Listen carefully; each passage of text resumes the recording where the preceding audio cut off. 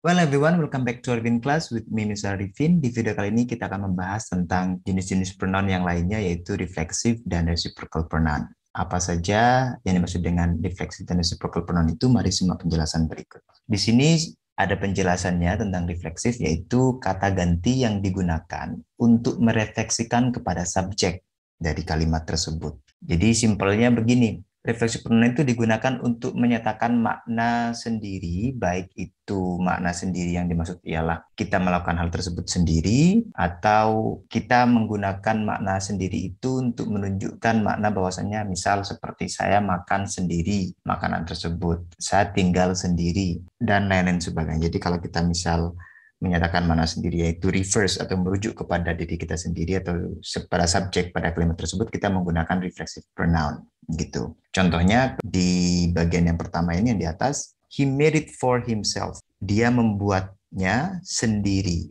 atau dia membuatnya itu untuk dirinya sendiri. Jadi kita menggunakan for himself di sini, preposition for, itu untuk memberikan penekanan bahwasanya misal it ini yang dimaksud adalah kue gitu ya.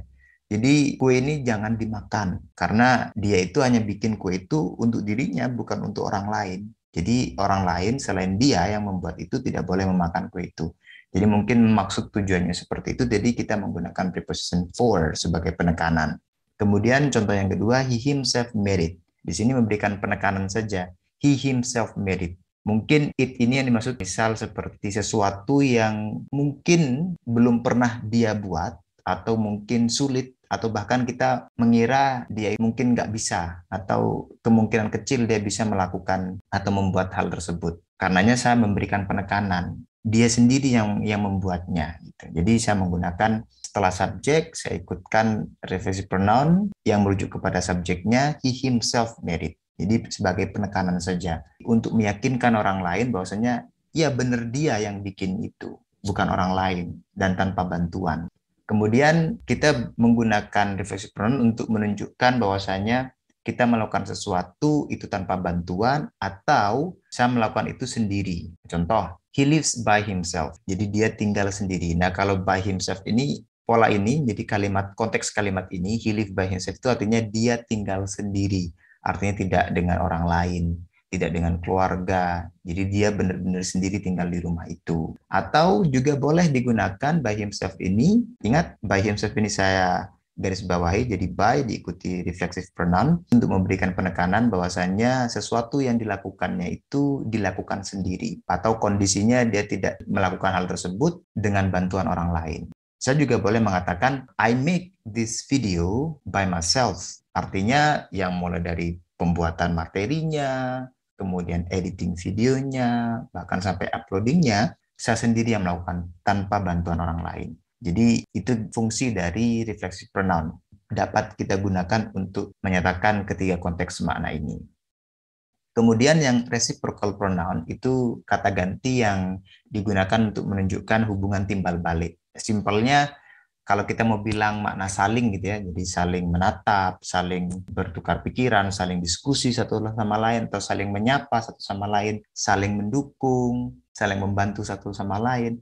Nah, itu kita menggunakan pronoun yang bentuknya reciprocal, yaitu ada dua, each other dan one another. Kalau each other itu ada yang mengatakan, each other itu untuk menyatakan makna saling, yang mana itu terjadi di antara dua orang.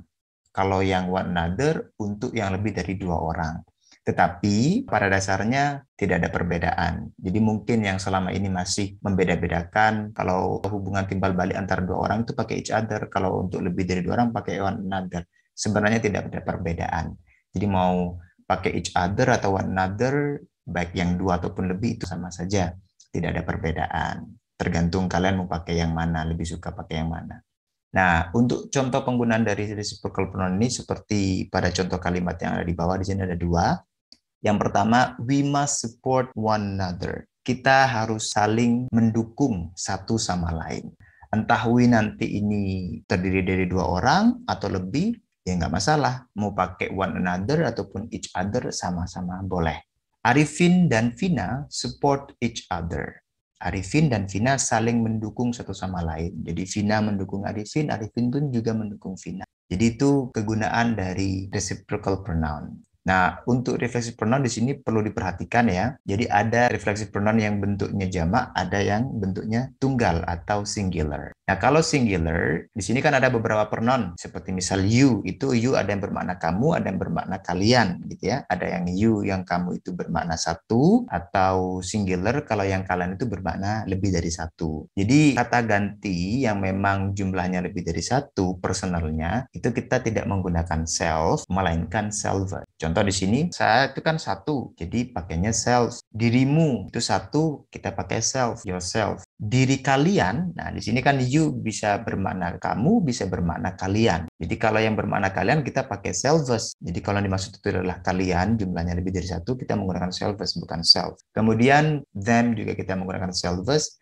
Nah, kalau he, she, dan it itu menggunakan reflexive pronoun yang berakhiran self karena tunggal. Jadi himself, dirinya sendiri, herself, dirinya sendiri, itself juga dirinya sendiri. Nah, sekarang kita masuk kepada quiz. Nah, di sini sudah ada 2 pertanyaan. Silakan kalian isi bagian kosong pada kalimat pertama dan kalimat kedua. Kata atau pronoun mana yang tepat untuk mengisi bagian kosong pada kedua kalimat tersebut. Tulis jawaban kalian di kolom komentar. Nah, kalau misal nanti masih ada yang bingung tentang penggunaan reflexive pronoun dan juga reciprocal pronoun, bisa kalian tinggalkan pertanyaan kalian di kolom komentar di bawah. Sekian materi kita kali ini, semoga apa yang kita pelajari bermanfaat dan membuat kemampuan bahasa Inggris kita jauh lebih meningkat dari sebelum-sebelumnya. Assalamualaikum warahmatullahi wabarakatuh.